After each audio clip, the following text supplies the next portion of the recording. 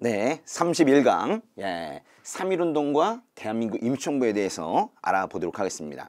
사실 3.1운동이 계기가 되어서 대한민국 임시정부가 만들어졌거든요. 그래서 이것이 같이 나오는 거예요. 여기 보시면은 1919년 3월 1일 만세 만세 독립만세운동을 불렀는데요. 그것이 원인이 되어서 대한민국 임시정부가 만들어졌습니다. 사실 3.1운동 때 만세 비폭력으로 시작했거든요. 맨손 맨주먹으로 시작했는데 일본에서 총을 쏘는 거예요. 그래서 이제 조직적 체계적으로 독립운동을 해야 되겠다라는 그런 의식이 생긴 거예요. 그래서 생긴 게 바로 이거라니까요. 이 두 개, 3.1운동과 임시정부 보도록 하겠습니다. 첫 번째 3.1운동. 3.1운동은 야 멋있다 그죠? 일제무단 통치에 저항한 구국운동이에요. 국이 뭐예요? 구국이. 예, 나라를 구하는 운동이었다. 뭐 그런 얘기예요. 이제 정의를 했는데요. 이제 시험에는 뭐가 나오냐면 3.1운동의 배경이 나와요. 3.1운동 도대체 왜 갑자기 일어나게 되었는가? 갑자기는 사실 아니야. 보세요. 예, 갑자기 일어난 사건은 아니에요. 분명히 원인과 배경이 있어요. 첫 번째, 여기 1번 써요. 1번. 첫 번째, 미국 대통령 윌슨이 파리 강화회의에서, 오랜만이다, 그죠? 파리 강화회의가 뭐예요? 사실 제가 예전에 한번 말씀드린 적도 있었는데 1차 대전의 마무리 조약이 바로 파리 강화회의입니다. 아니 한 조그만 전쟁의 마무리 조약도 그것도 상당히 복잡한데 전 세계가 치고받고 싸운 1차 대전의 마무리 조약이니까 2년에 걸쳐서 사실은 있었거든요. 거기 파리 강화회의, 여기에 미국 대통령 윌슨이 나서서 뭐라고 그랬냐면 민족 자결주의 그랬어요. 민족 자결주의가 뭐예요? 민족은 스스로 자신의 미래를 결정할 권리가 있다라는 거예요. 좀 어렵나요? 민족은 스스로 자신의 미래를 결정할 권리가 있다. 다른 말로 식민지 해방을 말한 거예요. 당시 우리는 일본의 식민지로 있었기 때문에 이 윌슨의 이 민족 자결주의가 우리에게 딱 와서 꽂혔죠. 너무 감동적인 거예요. 그래서 윌슨의 민족 자결주의의 정신을 이어받아서 3.1운동이 일어났다. 이렇게 말하는 거예요. 그런데요. 사실 대통령 윌슨, 미국 대통령 윌슨의 민족 자결주의는 단서가 있어요. 단, 승전국의 식민지는 제외한다. 그랬어요. 당시 1차 대전에서 일본은 승전국이었거든요. 거기 식민지는 우리인데, 그러니까 말하자면 윌슨의 민족 자결주의에 의해서 우리가 자동적으로 독립이 된 건 아니에요. 근데 왜 이런 표현을 쓰느냐? 그래도 그 윌슨의 민족 자결주의의 정신을 우리가 받아들였다는 거예요. 식민지 해방을 제창하는 그 주장만큼은 우리가 받아들였다는 거예요. 그래서 3.1운동의 원인으로 봅니다. 두 번째는 좀 많네요, 그죠? 신한청년당이 파리 강화회의에 김규식을 파견해서 독립천서를 제출했대요. 이 김규식이라는 사람은 신한청년당 소속이었는데 막상 프랑스에 도착해 보니까 소속이 임시정부로 바뀌었어요. 그래서 임시정부 소속이라고 해도 맞습니다. 거기 가서 우리를 독립시켜 주세요 라는 독립청원서를 제출했죠. 일본 도쿄에서는 유학생들을 중심으로 조선청년독립단이라는 게 만들어져서 일제강점기에 도쿄 한복판에서 야 대단하다 그지? 조선청년독립단이 28 독립선언서를 작성해서 발표했대요. 이게 상당히 위험천만한 일이었다고 생각되는지 우리 시험에 자주 나와요.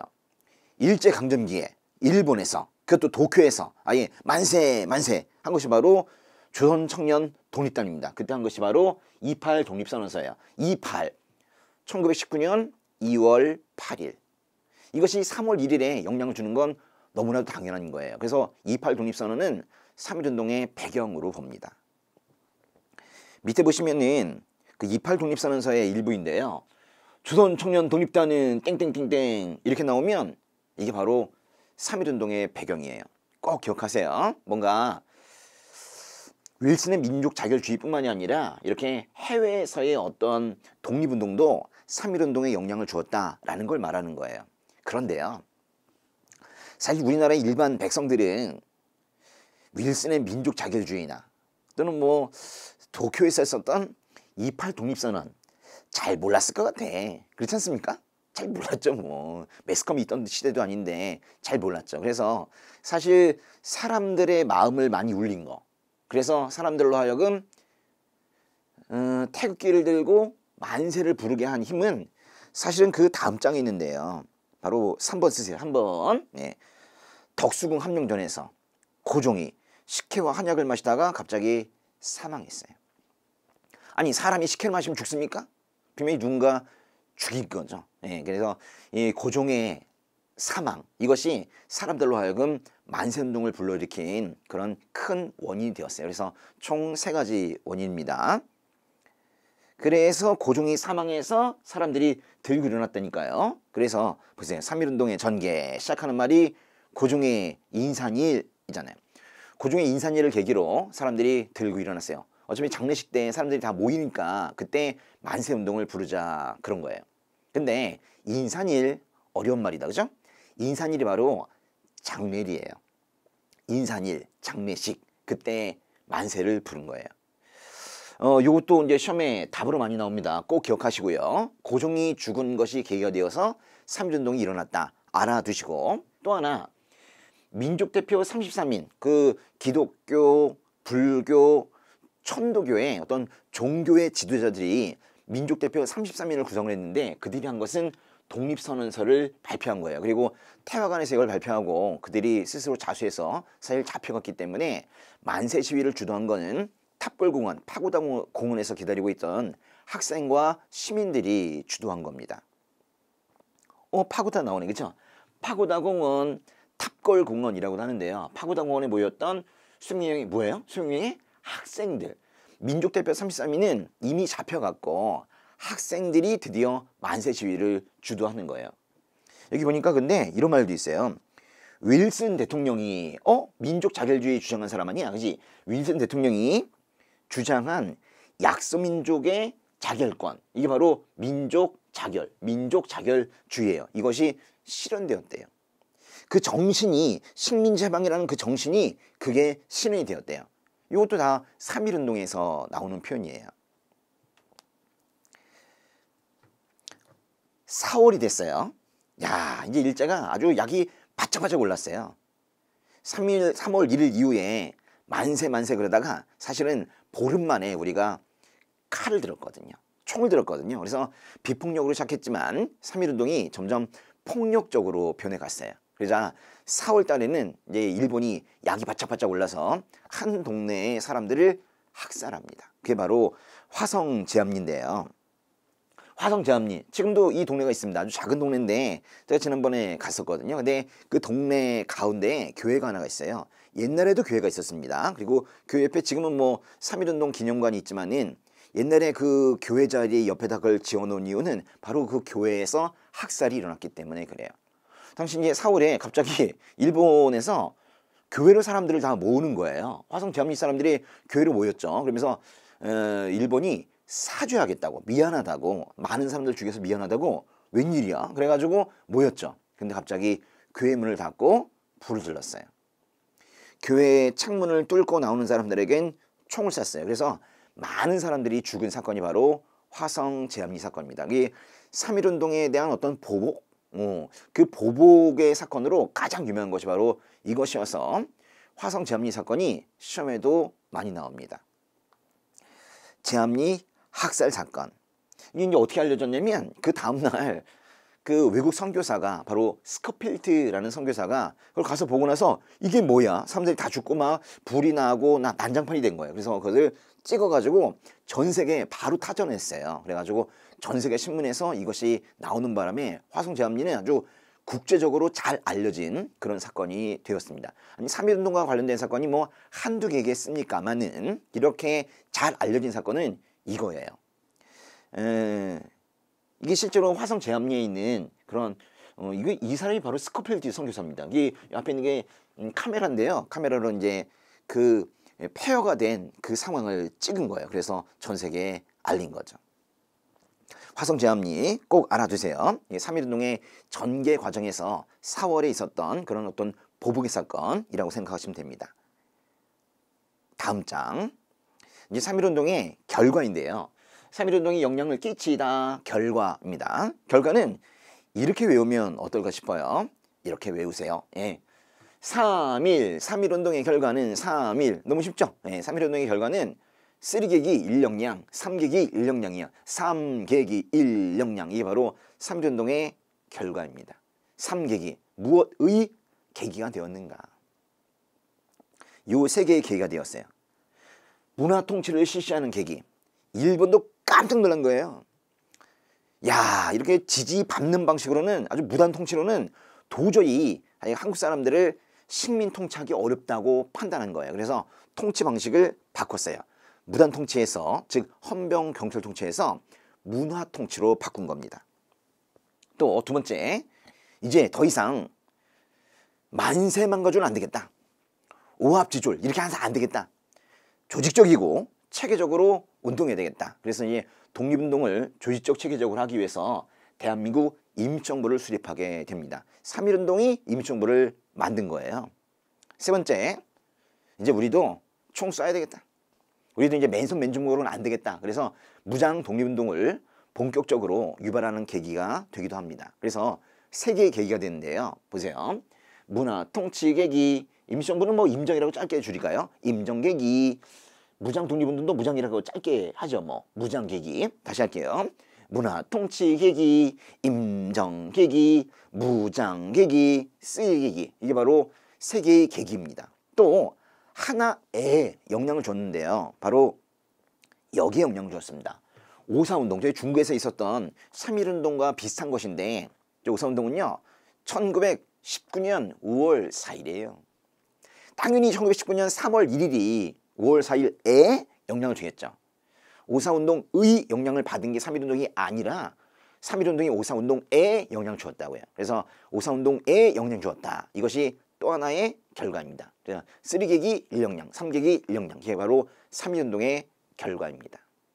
근데요, 이 두 번째 계기 있잖아요.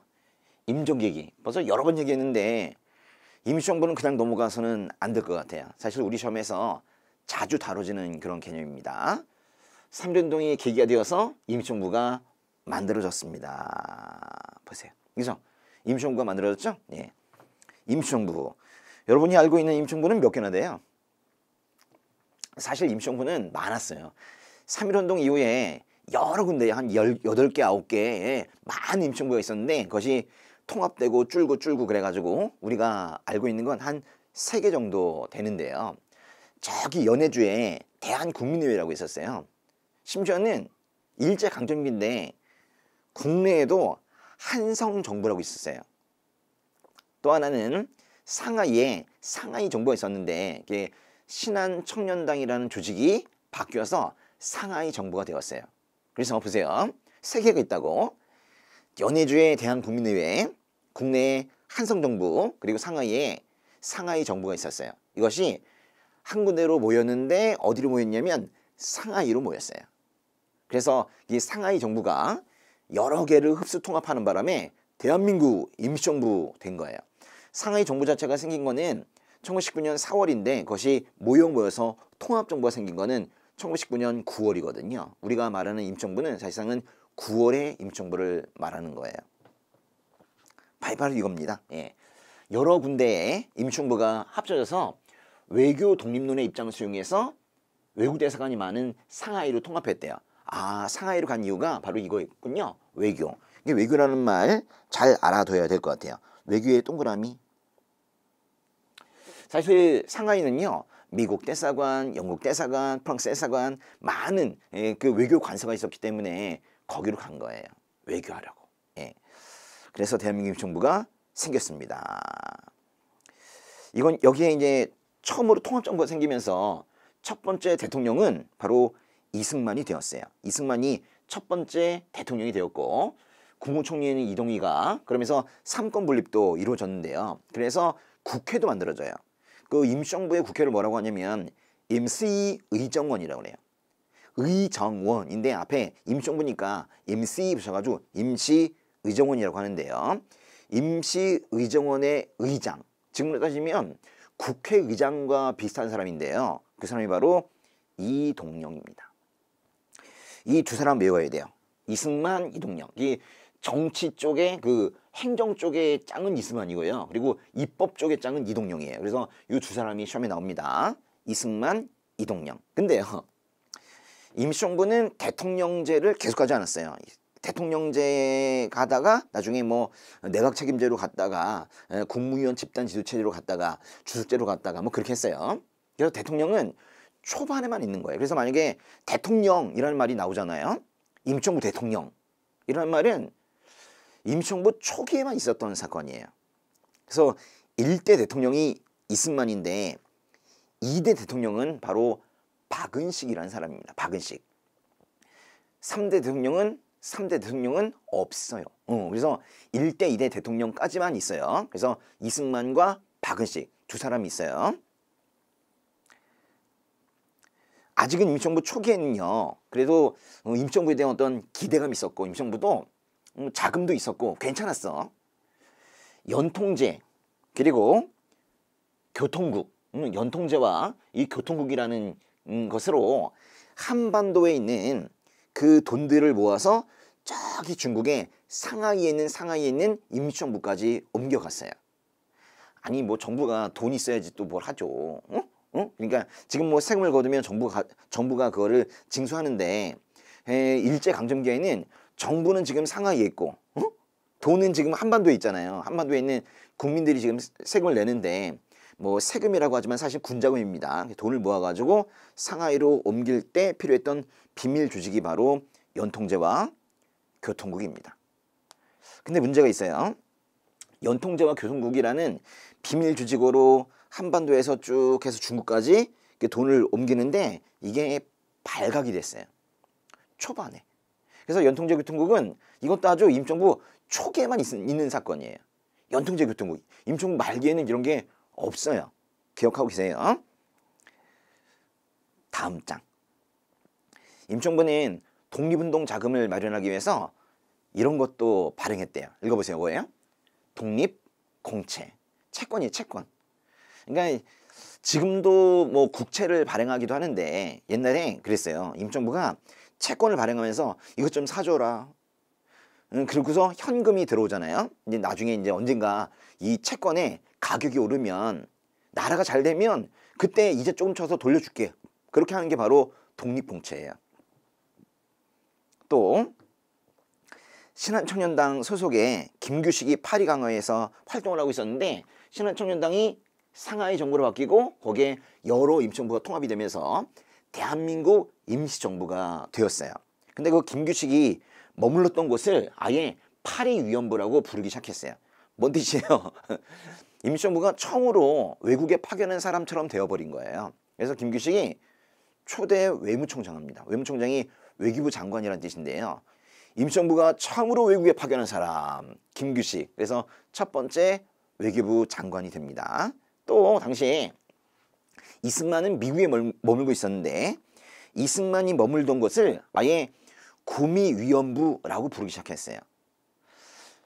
구미위원부, 파리위원부와 구미위원부 이 두 가지가 바로 외교활동을 하기 위해서 임시정부가 만들었던 해외 지부와 같은 거예요. 파리위원부, 구미위원부 말고는 없어요. 뭐 호주위원부 이런 거 없어요. 예. 파리위원부, 구미위원부 두 개밖에 없다. 또 임시정부 제2대 대통령이 될 사람이 누구예요? 박은식이죠. 박은식. 이 박은식이라는 사람이 왜 두 번째 대통령이 되었냐면 임시정부 안에서 뭔가 책 만드는 거 있죠. 책 만들고 신문 만들고 하는 어떤 문헌 편찬 사업에 공로가 컸기 때문에 이 사람이 2대 대통령으로 추대된 거예요. 박은식이 만든 게 바로 이겁니다. 임시사료 편찬을 두고 한일 관계 사료집이라는 걸 가능했어요. 그래서 한국과 일본의 관계가 뭐 우리가 주권을 뺏긴 그런 역사겠죠. 그 사료, 그 자료들을 모아서 사료집을 하나 만들었어요. 그게 바로 박은식이 한 겁니다. 이거 잘해가지고 2대 대통령이 된 거예요. 어쨌거나 이것도 임시정부 초기에 있었던 사건이에요. 그리고 독립군 비행사 육성을 위해서 한인 비행학교를 세웠대요. 이것도 뭐 초반에 만들었던 거예요. 그러니까 임시정부가 초반에는 아주 많은 사업들을 하면서 엄청나게 적극적이고 활발하게 그렇게 활동을 했는데 이제 문제가 이거예요. 임시정부에 어려움이 찾아오기 시작해요. 여러 가지 어려움. 그중에 대표적인 거는 연통제와 교통국이 발각이 된 거야. 그러니까 상하이 정부와 대한민국 임시정부가 가난한 임시정부가 된 거예요. 뭐 돈이 와야지 뭘 하죠. 그래가지고 가난한 임시정부가 되었어요. 거기다가 바로 이 이승만이 또 국제연맹에 임시정부를 위임 통치해 줄 것을 청원한 사실이 알려졌어요.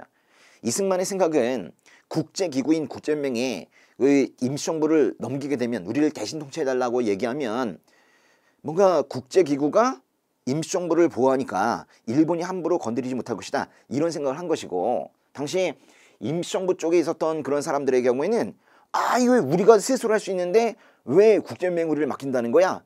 그러면서 또 반목이 생겼어요. 그래서 임시정부 안에서 대판 싸웠죠. 그래가지고 국민대표회의라는 게 열린 거예요. 이게 사실 뭐 독립운동의 방향을 논의한다 멋있게 표현하지만 사실은 임시정부 처리 방안을 논의하기 위한 그런 회의가 바로 국민대표회의예요. 저거 시험에 많이 나옵니다. 국민대표회의 몇 년도래요? 그러니까 제가 연도는 잘 말씀드리지 않는데 이건 좀 알아야 된다. 국민대표회의 1923년. 여러분 임시정부가 1919년에 생겼잖아요. 19년에 생겨서 임시정부가 잘 올라가서 쭉 성장했어요. 그러다 23년이 고비인데 이때 국민대표회의를 열어요. 이게 만약에 잘 된다면 쭉 올라갔을 거야. 근데 쭉 올라가다가 국민대표회의가 결국 결렬이 됩니다. 이 회의를 연 사람들이 거기서 그냥 큰 소리를 치면서 언성을 높이며 다 떠나갔어요. 그래가지고 잘 보세요. 19년에 생긴 임시정부가 쭉 해서 23년에 국민대표회의가 결렬이 되면서 임시정부는 나락으로 떨어지기 시작합니다. 그러니까 국민대표회의가 뭔가 임시정부의 방향을 결정짓는 아주 고비가 되는 중요한 회의이기 때문에 그래서 시험에 나는 거예요. 연도는 좀 외워두세요. 1923년. 본 국민대표회의는 23년에 열린 임시정부 초기에 있었던 그런 국민대표회의는 독립운동이 나아갈 방향을 논의한 회의입니다. 겉으로는 그렇게 말하는데 사실은 임시정부를 어떻게 할까, 이놈의 의가 어떻게 할까 이걸 논의하는 회의가 바로 국민대표회의예요. 거기에서 이 신채호라는 사람은 창조파라고 하는데요. 임시정부 아예 없애버리고 다시 만들자 그랬어요. 이 안창호라는 사람은 개조파라고 하는데 그래도 어떻게 새로 만드냐, 조금 고쳐서 쓰자라고 말했어요. 근데 회의는 그 창조파인 신채호 등과 개조파인 안창호 등이 싸우고 역시 우린 생각이 달라 이러면서 떠나버리고 끝났습니다. 그래서 임시정부는 더 이상 기대감이 없이 그냥 나락으로 떨어지기 시작했어요. 심지어는 이승만도 탄핵이 돼요. 이승만 1대 대통령인데 1925년에 그러니까 국민대표회의 열리고 2년 뒤에 이승만도 탄핵이 되고 바로 그의 2대 대통령이 되는 사람이 바로 박은식이에요. 근데 또 안타까운 것은 또 박은식은 2대 대통령이 되던 1925년 그 해에 바로 또 죽어요. 그래서 임시정부는 더 이상 대통령제를 하지 않습니다. 그래서 이승만, 박은식 끝 이게 다예요. 임시정부는 이제 슬슬 움직이기 시작합니다. 근데 사실 왜 움직이기 시작했냐면 임시정부 안에 김구라는 사람이 끝까지 남아서 김구가 현상 유지파로 다 떠나는데 그래도 임시정부를 끝까지 지키고 있었거든요. 네, 김구가 만든 임시정부 안에 의열 투쟁단체가 바로 한인애국단이라는 거였는데요. 한인애국단 여기에 그 단원이 이봉창, 윤봉길 이런 분들이에요. 이봉창 일본 가가지고 일본 국왕에게 폭탄 던졌잖아요. 윤봉길 상하이 훈콩공원에서 또 폭탄을 던져가지고 일본 육군대장을 또 죽였다고. 엄청난 사람이죠. 근데 그걸 만든 사람이 바로 김구예요. 임시정부 안에 그런 조직을 만들었는데 너무너무 감명받은 거예요. 중국 정부가. 중국 전체가 못하는 거를 한국인 청년 몇 명이 했다는 거야. 저 어디 소속이냐 그랬더니 한일애국단 임시정부 소속이라는 거예요. 그래서 임시정부 당시 임시정부의 인기가 이것 때문에 쫙 올라갔어요. 그런데 한일애국단의 의거로 임시정부의 인기가 올라갔지만은 일본도 화가 난 거예요. 그래서 일본이 상하이를 밀어버렸어요. 원래 상하이는 미국 대사관, 영국 대사관 각국의 외교 관서가 있기 때문에 일본도 함부로 건드리지 못하고 있었거든요. 근데 일본이 이성이 마비됐나 봐. 그래가지고 아예 상하이를 밀어버렸어요. 그래서 우리가 상하이에 임시정부가 있었는데 상하이를 떠날 수밖에 없게 된 거예요. 그래서 그때부터 이동 생활합니다. 피난 가요. 그래서 이렇게 이동해요. 우리나라고 이게 이제 중국인데요. 상하이에 있었던 시간은 1919년부터 32년까지만 상하이에 있었어요. 그러다가 계속해서 이동합니다. 이동에 시험이 안 나요. 이동하는 동안에 뭐가 업적이 있겠어? 이동하다가 또 쫓아온다 그래가지고 또 피난 가고 또 박스 싸고 또 피난 가고 하는 일이 없죠. 근데 40년에 충칭에 도착해요. 충칭, 옛날엔 뭐 한문으로 중경 그러기도 했는데 중경 임시정부, 충칭 임시정부 있어요. 그래서 이게 말기고요. 이게 초기인데 이 중간에 이동 단계는 시험에 나오지 않으니까 임시정부도 두 단계가 있는 거네요. 상하이에 있을 때 그리고 충칭에 있을 때예요. 그러니까 상하이에 있을 때는 연통제, 교통국 이런 것도 있고요. 뭐 그 비행훈련하는 그런 것도 있고 국민대표회의도 뭐 이때쯤 있었습니다. 그리고 대통령이란 말도 이때만 있죠. 이승만, 대통령, 박은식, 대통령 다 25년이 끝났으니까 6이고요. 충칭과 상하이를 구분해야 되는데 그럼 충칭에만 있는 게 뭐냐면 이때 생긴 거 한번 써볼까요? 충칭에 있을 때 생긴 게 바로 한국독립당이라는 거예요. 뭐라고요? 한국독립당. 한국독립당은 임시정부를 끝까지 지키고 있었던 김구의 한국국민당에 여러 당이 합쳐져서 3당 통합이 된 한국독립당이라는 정당이에요. 그리고 한국광복군 이름이 비슷하네. 한국독립당 충칭에만 있습니다. 한국광복군 충칭에만 있습니다. 한국광복군은 1940년에 생겼거든요. 아주 나중에 생긴 한국광복군 이때요. 그리고 끝까지 임시정부를 지키고 있었던 김구에게 엄청난 타이틀을 제공하기 시작합니다. 바로 충칭에 도착하자마자 김구가 주석이라는 타이틀을 가지게 돼요. 그래서 주석이라는 표현, 또 한국광복군이라는 표현 이런 것들은 다 충칭에만 있는 거예요. 대통령이라는 표현은 여기만 있어요. 주석이라는 표현은 여기만 있어요. 알았죠? 예. 위에 보시니까 지청천을 중심으로 한국광복군을 창설했다 그랬는데 한국광복군 충칭에만 있다는 거예요. 또 이때 조선왕의 삼균주의에 입각한 대한민국 건국강령을 발표했대요. 우와, 이거 중요하다. 대한민국 건국강령. 이 건국이라는 건요, 나라를 세우는 거잖아. 근데 우리는 식민지잖아요. 이게 뭔 뜻이냐면 일본이 망할 것 같으니까 우리는 건국을 준비하자는 거예요. 그래서 나라를 만들면 어떤 나라를 만들면 좋을까라고 해서 건국강령을 발표했는데 거기에 반영이 된 것이 바로 조선왕의 삼균주의입니다. 삼균, 세 가지 균등, 세 가지 평등, 평등한 나라를 만들자 이거예요. 그래서 개인 간의 균등, 민족 간의 균등, 국가 간의 균등, 개인도 보통 선거를 하면서 각 사람이 한 사람이 한 표를 행사하고 또 국유 제도를 통해서 뭔가 국유화를 많이 시켜서 경제적으로도 평등하고 의무 교육을 통해서 교육적으로도 균등한 그런 나라를 만들자라는 게 바로 조선왕의 삼균주의인데요. 그 정신이 그대로 반영이 된 것이 바로 대한민국 건국강령입니다. 이것도 충칭에만 있었어요. 1941년에 있었으니까 충칭에만 있는 겁니다. 그리고 사실은 1940년에 김구가 주석이 되었어요. 주석이란 말이에요. 사실 대통령보다 훨씬 더 큰 권한을 가지고 있는 게 바로 주석이거든요. 근데 너무 주석에게 다 권한을 몰아주니까 좀 안 되겠나 봐. 그래서 1944년에 정말 임시정부의 말기네요. 그죠? 1944년에 김구는 주석인데 부주석 자리를 하나 만들었어요. 그 부주석이 바로 김규식입니다. 그래서 주석이든 부주석이든 이런 말이 나오게 되면 다 충칭에 있는 거예요. 아우, 잘하셨습니다. 예, 문제를 한번 풀어보도록 하겠습니다. 문제 1번 볼게요. 가 운동에 대한 설명으로 옳은 것은 김마리아 누군지 잘 모르겠다, 그죠? 예, 새로 이게 독립운동가들이 많이 발굴되고 있는 시험이 바로 우리 시험인데 김마리아 누군지 몰라도 사실은 풀 수 있어요. 김마리아를 통해서 다른 어떤 개념을 묻거든요. 보시니까 28 독립선언. 28 독립선언이 뭐죠?